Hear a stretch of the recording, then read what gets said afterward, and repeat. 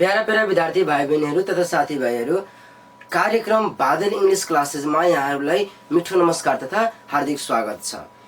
यो कार्यक्रम शनिबार बाहेक साँझको 6:30 बजेदेखि 7 बजेसम्म तपाईहरू रेडियो बादल 89 मेगाहर्जमा सुन्न सक्नुहुनेछ। यो लकडाउनको अवस्थामा कक्षा 6, 7, 8, 9, 10 तथा +2 लेभलका विद्यार्थी भाइ बहिनीहरूलाई मध्यनजर गर्दै यहाँहरूकै चिरपरिचित प्रस्तोता म राम विश्वास महतो। 95% विद्यार्थी भाइ बहिनीहरू मलाई आरबी सर नामले चिन्नु र जान्नुहुन्छ। म त्यही R B sir respected Noor Alam बादशाह र रेडियो बादलको सहयोगले तपाईहरूको माझमा लिएर आइसकेको छु बादल इङ्ग्लिस क्लासेस। सुन्न नबिर्सनुहोला। यदि तपाईँ रेडियो सेटमा बस्नु भएको छ भने प्लिज कपी र कलम लिनु र केही यस्तो इम्पोर्टेन्ट बुन्दाहरूलाई टिपोट गर्दै जानुहोला ताकि तपाईहरूको स्टडीमा राम्रो होस्। विद्यार्थी भाइ बहिनीहरू, लकडाउनका कारण अन्य क्षेत्रसँगै शैक्षिक क्षेत्रहरू पनि पूर्ण रूपमा बन्द रहेको छ र यो लकडाउनका कारण विद्यार्थी भाइ बहिनीहरूको पढाइमा एकदमै नराम्रो असर परेको छ। घर बसेर अलिकति भए पनि तपाईहरूको पढाइमा सहयोग पुगोस्, थप सहयोग होस् भनेर हामीले यो सानो प्रयास गरेका छौँ। ओके, हामीले आशा छ यहाँहरूलाई हाम्रो यो सानो प्रयास मन पर्छ भनेर। र यो बादल इङ्ग्लिस क्लासेस तपाईँ रेडियो बादलमा मात्र होइन, युट्युब च्यानल बादल टिभीमा पनि हेर्न सक्नुहुनेछ। तपाईहरूकै प्यारो साथीभाइ तथा शिक्षक म आरबी सरको साथमा पढ्दै हुनुहुन्छ। आज तपाईँ टाइमलाई वेस्ट नगरिकन हामी अब आफ्नो टपिकतिर लागौँ भने आजको टपिक रहेछ लेटर फर्मेसन। लेटर फर्मेसन अर्थात् how to write in 4 lines. हिजो हामी पढे थिए भने हिजो पढ्दा पढ्दै हाम्रो समय चाहिँ हामी समयको अन्तिर आइसक्यो, त्यसैले हामी पढ्न सकेनौँ। तर आज हामीले खुसी कुरा हो त्यही टपिकको साथमा मैले उपस्थित भइसकेको छु तपाईहरूको माझमा। Okay, how to write in 4 lines. 4 line कपीमा कसरी लेख्ने।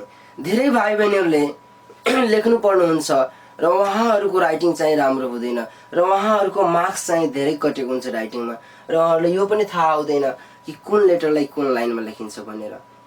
हामीले हेरेको छौँ र हामीले हेर्न पनि मिल्दछ, त्यसैले यो पनि जान्नु जरुरी छ हामीलाई कि यो लेटरहरूलाई, अङ्ग्रेजी लेटरहरूलाई, अङ्ग्रेजी अक्षरहरूलाई 4 लाइन कपीमा कसरी लेखिन्छ भनेर।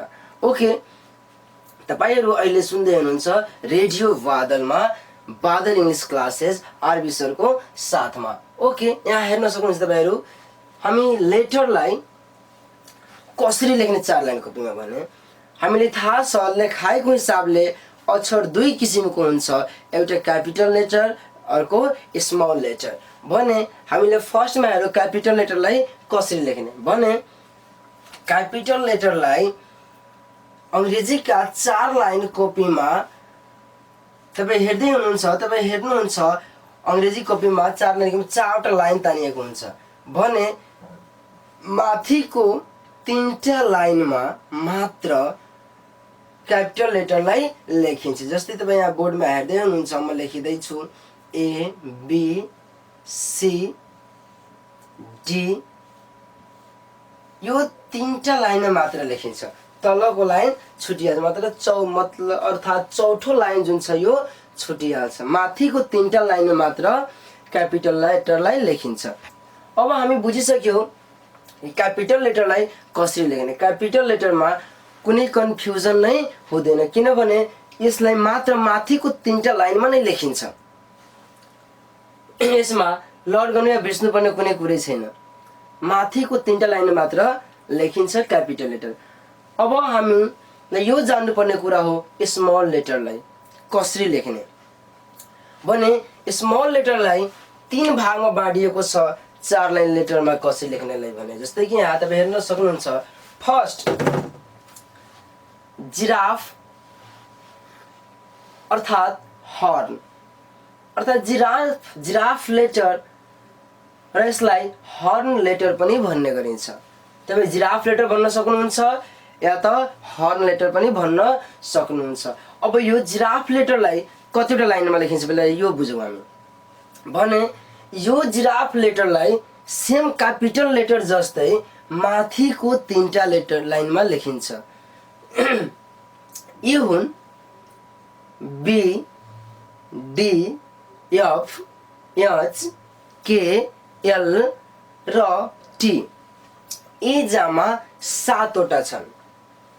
यी 7वटा अक्षरहरूलाई जिराफ लेटर वा हर्न लेटर भनिन्छ र यसलाई माथिको 3टा लाइनमा लेखिन्छ। जस्तै तपाईहरु हेर्दै हुनुहुन्छ यहाँ 1 2 3 माथिबाट मैले 3टा लाइनमा लेखेको छु। एकचोटि फेरि म लेटरले भन्न चाहन्छु, तपाईहरु कोपीमा लेख्नु आफ्नो भाइ बहिनीहरु। जिराफ लेटर वा हर्न लेटर यसलाई माथिको 3टा लाइनमा लेखिन्छ। यो 7वटा हुन्छ। ती हुन्, लेख्नु बी डी एफ एच के एल र टी। ओके, मलाई आशा छ तपाईहरुले बुझ्नुभयो होला कि जिराफ लेटरलाई कुन कुन लाइनमा लेखिन्छ भनेर। यो जिराफ लेटरलाई माथिको 3वटा लाइनमा लेखिन्छ। अब हामी जाऊ अर्को कुन लेटर गाज्नु छ। ती हुन् टर्टवाइज। अब स्टमक लेटर्स। टर्टवाइज हामी यसलाई टर्टवाइज लेटर्स पनि भन्दछौँ र कतिपय साथीभाइ बहिनीहरूले यसलाई स्टमक लेटर्स पनि भन्ने गरिन्छ। अब यो हेरौँ हामी टर्टवाइज वा स्टमक लेटर्सलाई कुन कुन लाइनमा लेखिन्छ भनेर। अब हेरौँ हामी यहाँ यो टर्टवाइज वा स्टमक लेटर्सलाई माथिको न 3टा न तलको 3टा, यो लेटर्सहरूलाई बीचको 2टा लाइनमा लेखिन्छ। बीचको 2टा लाइनमा लेखिन्छ र यी जम्मा 14वटा छन् वा हुन्छन्। ती हुन्, लेख्नु कपीहरुमा तपाईहरु A C E I M N O R S U V W X र जेड। ओके भाइ बहिनीहरु, तपाईहरु पढ्न सक्नुभयो र सिक्नु पनि भयो र सुन्नु पनि भयो र जान्नु पनि भयो। तपाईहरु हेर्नुभयो र सुन्नु पनि भयो। जस्तै कि जिराफ लेटर बारेमा पढ्नुभयो, यो माथि 3टा लाइनमा लेखिन्छ।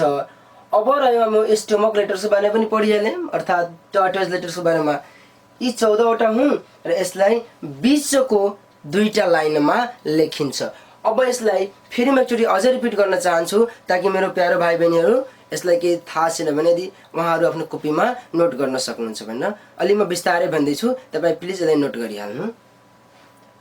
ए C E I M N O R S U V W X Z. Okay, तपाईहरु यो पनि बुझ्नुभयो होला कि टर्टवाइज लेटर कहाँ प्रयोग गरिन्छ र सायद तपाईहरु नोट पनि गरिसक्नु भयो होला र यो 14वटा हुन्छ। अब हामी जिराफ लेटर्सको बारेमा पनि बुझिहाल्यौं, अर्थात् हर्न लेटर र अर्को टर्टवाइज लेटर्स बारे पनि बुझिहाल्यौं, स्टमक। र अब रह्यो हाम्रो थर्ड, यसलाई मंकी लेटर्स अर्थात् टेल लेटर्स पनि भन्ने गरिन्छ। अब हेरौँ, यसलाई हामी मंकी लेटर्स पनि भन्न सक्छौं वा टेल लेटर्स पनि भन्न सक्छौं। र यो अक्षरहरूलाई, यो लेटर्सहरूलाई अब हेरौँ कुन लाइनमा लेखिन्छ। 4 लाइन कपीमा भने कुन कुन लाइनमा लेख्ने र कुन कुन लाइनमा नलेख्ने भनेर। यो लेटर्सहरूलाई न माथिको 3टा न बीचको 2टा, न माथिको 2टा न बीचको 2टा, न माथिको 3टा न बीचको 2टा, अर्थात् कहाँ प्रयोग गर्ने तपाईहरु बुझिसक्नु भयो होला। यो मंकी लेटर्स यानी टेल लेटर्सलाई 4 लाइन कपीको तलको 3टा लाइनमा मात्र लेखिन्छ। यहाँ तपाई बुझ्न सक्नुभयो होला। जिराफ लेटर माथिको 3टा लाइन्समा, टर्टवाइज लेटर बीचको 2टा लाइनमा र मंकी वा टेल लेटर्स तलको 3टा लाइनमा लेखिन्छ। अब यसलाई हामी हेर्न सक्छौं त्यो कुन कुन हो भनेर। जी जे पी क्यू र वाई। ओके, यो पाँचवटा लेटरहरूलाई तलको 3टा लाइनमा लेखिन्छ। ओके भाइ बहिनीहरू, यसले आफ्नो नोटबुकमा लेख्नु। म अलि बिस्तारै भनिदिइरहेको छु। मंकी लेटर्स वा टेल लेटर्सलाई तलको 3टा लाइनमा लेखिन्छ। यी 5वटा हुन्छन् र यी हुन् जी, जे, पी, क्यू र वाई। ओके, अब हेरौँ अलिकति हामी। जिराफ लेटर 7वटा भयो, टर्टवाइज लेटर 14वटा भयो र मंकी लेटर 5वटा भयो। अर्थात् हामी पुरै जम्मा 26वटा अक्षरहरूको बारेमा बुझिहाल्यो कि कुन कुन लाइनमा लेखिन्छ भनेर। हामी क्यापिटल लेटरलाई पनि बुझिहाले कि कुन लाइनमा लेख्ने र हामी स्मल लेटर्सको बारेमा पनि बुझिहाले कि कुन लाइनमा लेख्ने कुन लाइनमा नलेख्ने भनेर। ओके, अब हामी हेरौँ यहाँ। मलाई आशा छ तपाईहरू यो 4 लाइनको रूपमा कसरी लेखिन्छ भने तपाईहरू सिक्नु भयो होला र बुझ्नु पनि भयो होला र आजदेखि तपाईहरू प्रयोग पनि गर्नुहुन्छ र तपाईहरूको राइटिङमा सुधार हुन्छ भनेर मलाई धेरै आशा छ। र आशा प्लिज भाइ बहिनी तपाईहरू मेरो नतड्नु होला, किनभने धेरै मिहिनेतले हामी यो लकडाउनमा तपाईहरुनिर यो पुर्याइरहेछु आफ्नो सानो प्रयासलाई। ओके, अब तपाईहरुले लेटर फर्मेसन यानी how to write in 4 line यानी कसरी 4 लाइनमा कसरी लेख्ने जानिसकेपछि तपाईहरुलाई यदि कुनै कन्फ्युजन छ भने, समस्या छ भने तपाईले हामीलाई सम्पर्क गर्न सक्नुहुनेछ। 9812298189 मा फोन गरेर केही सोध्न अथवा केही सुझाव प्रतिक्रिया दिन सक्नुहुन्छ यदि केही समस्या छ भने। अर्थात् मेरो फेसबुकमा गएर पनि तपाईहरु मेसेज गर्न सक्नुहुन्छ। म तपाईले त्यहाँ पनि कन्फ्युजन दूर गरिदिन्छु। मेरो फेसबुकको आइडी रहेछ राम विश्वास मेहता। ओके, अब यो जानिसकेपछि मैले अब अर्को टपिक जान्न चाहन्छु, सिकाउन चाहन्छु भाइ बहिनीहरुलाई। ध्यान दिएर सुन्नु। Tang, Tang, THONG, Tang. अब हेर्नु, यो थङ त खासै त्यति हामी युजमा गरेको त्यति सुनेको हुँदैन, त्यति भाइ बहिनीले त्यति पढेको हुँदैन। तर यसलाई मैले एकदम सर्टकटमा तपाईले भन्छु थङ च्याप्टर 1 मिनेट पनि लाग्दैन, हामी खत्म गरिदिन्छौँ। ध्यान दिएर सुन्नु। त्यसै भएर भाइ बहिनी तपाईहरु ध्यान दिएर सुनिहाल्नु। मात्र ध्यान दिएर सुनिहाल्नुहुन्छ भने तपाईको यो थङ च्याप्टर खत्म भइहाल्छ, एकछिनमा खत्म भइहाल्छ। तपाई बुझ्नु एउटा इमेजिङ भइहाल्छ, एउटा आश्चर्य भइहाल्छ। यस्तो लाग्छ तपाईले कति छिटो हामी बुझिहाल्यो भने एउटा च्याप्टर समाप्त। ट्रिक जस्तै बनाएको छ, मात्र एकछिनमा खत्म गरिदिनु भनेर। ओके, अहिले ध्यान सुनिदिनु, पछि लेख्नु होला यदि लेखिराख्नु भएको छ भने। हामी डाइरेक्ट कहाँ गएछौँ? थङ चिन्ने तरिका, थङलाई कसरी चिन्ने। त सबैभन्दा पहिला हेरौँ हामी थङलाई 3 भागमा बाँडिएको छ। थङ 3 किसिमको हुन्छ। एउटा मनअप थङ, अर्को डिप थङ र अर्को ट्रिप थङ। अर्थात् एउटा मनअप थङ, अर्को डिप थङ र अर्को next other trip Tang, trip Tang. Okay, अब हामीले यो चिन्नुपर्ने हो कि कुन वर्ड मनअप थङ हो र कुन वर्ड डिप थङ हो र कुन चाहिँ ट्रिप थङ हो भनेर। कुन मनअप थङ हो, कुन डिप थङ हो, कुन ट्रिप थङ, यो जान्नु पहिला हामी। अब यहाँ हामीले थाहा छ, मैले एकछिन त्यहाँनिर सुन्नु, यही मेन कुरा हो, यही मेन च्याप्टर हो हाम्रो। एउटा लाइन छ, त्यो लाइन मात्र बुझिहाल्नु हुन्छ भने एउटा सेन्टेन्स नै बुझ्नु, एउटा सेन्टेन्स मात्र बनाइएको छ, एउटा सेन्टेन्स मात्र ध्यान दिएर सुनिदिनुहुन्छ भने तपाईहरुको थङ क्लियर। ओके, तपाई अहिले सुन्दै हुनुहुन्छ बादल इंग्लिश क्लासेस रेडियो बादल 89 मेगाहर्ज मा म आरबी मेहताको साथमा। ओके, यो ध्यान दिएर सुन्नु। र यो लकडाउन खत्म भएपछि त हामी कक्षामा भेट हुने नै छौँ, क्लासमा भेट हुने नै छौँ। तर तबसम्म हामी यो रेडियोबाट र युट्युबबाट नै काम हाम्रो चल्छ, हाम्रो पढाइ पनि हुन सक्छ। ध्यान दिएर एकछिन हेर्नु। यहाँ थङ चिन्ने तरिका, कुनै शब्दमा कुनै पनि भवेल एकै ठाउँमा उच्चारणमा एउटा आयो भने मनोप थङ, यदि 2टा आयो भने डिप थङ र 3वटा आयो भने ट्रिप थङ र 3वटा भन्दा अथवा 3 भन्दा बढीलाई अपवाद मानिएको छ। ओके, आई थिंक तपाईहरु बुझिसक्नु भयो होला। यदि तपाईहरुलाई लेख्नु छ भने प्लिज लेख्नु। कुनै शब्दमा कुनै पनि भवेल एकै ठाउँमा उच्चारणमा एकवटा आए भने मोनोफ्थङ, दुईवटा आए भने डिप्थङ र तीनवटा आए भने ट्रिप्थङ भनिन्छ। तर तीन भन्दा बढीलाई अपवाद मानिएको छ। अब हेरौँ हामी केही इक्जाम्पलहरुबाट हामी बुझ्न सक्छौं कि कहाँ मोनोफ्थङ हो र कुन डिप्थङ। अब एकछिन यहाँ हेरौँ हामी। जस्तै पेन, पेन, पेनलाई हामी स्पेलिङ हेर्न सक्छौं के छ भनेर, P E N, P E N. अब सबभन्दा पहिला हामी यसमा हेरौँ कि यसमा भवेल कतिवटा छ। त भवेल यसमा हामीले थाहा छ एउटै छ मात्र ई, र एकै ठाउँमा छ र यो कतिवटा छ भनेर।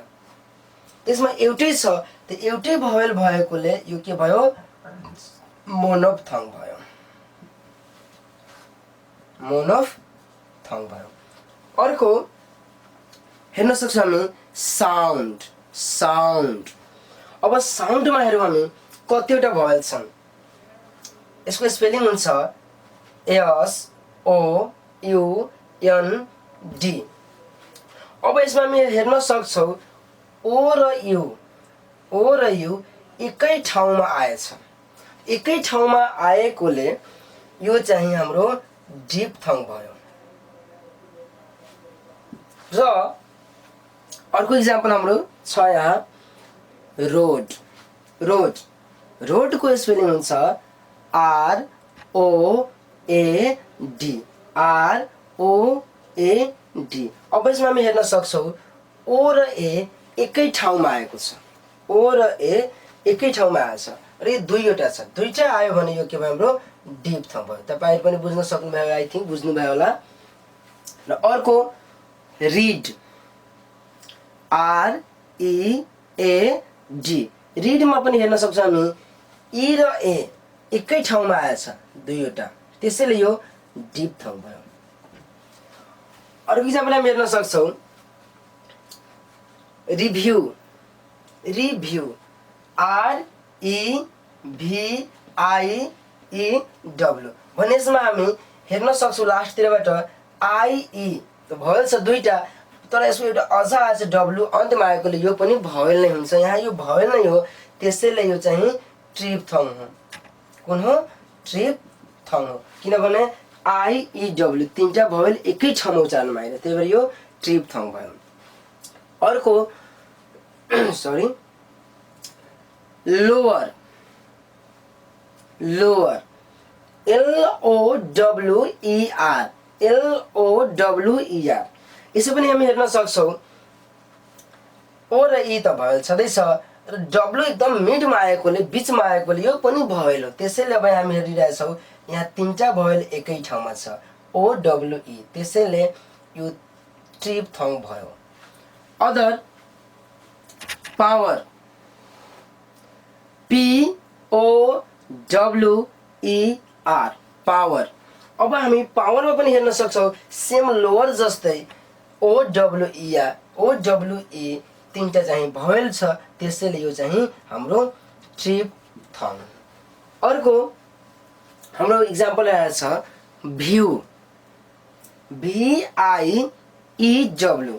भ्यूमा पनि हामी हेर्न सक्छौं भी त कन्सोनेन्ट छ, तर ई र आई भवेल छ र डब्ल्यू लास्टमा यानी अन्तमा आएकोले यो पनि भवेल नै भइसक्यो। अब डब्ल्यू पनि भवेल भयो भने हामी यहाँ हेरिरहेछौं आई ई डब्ल्यू तीनटै एकै ठाउँमा छ, तीनवटा भयो, त्यसैले यो चाहिँ हाम्रो यो पनि ट्रिप्थङ भयो। ओके, मलाई आशा छ कि तपाईहरु अब थङको बारेमा पनि बुझ्नुभयो होला। अब थङ पनि तपाईहरु चिनिहाल्नुहुन्छ कि थङ हो, कुन थङ हो भनेर। अनि एकचोटि म अझ रिपिट गर्न चाहन्छु, कुनै शब्दमा कुनै पनि भवेल एकै ठाउँमा उच्चारणमा एकवटा आए भने मोनोफ्थङ।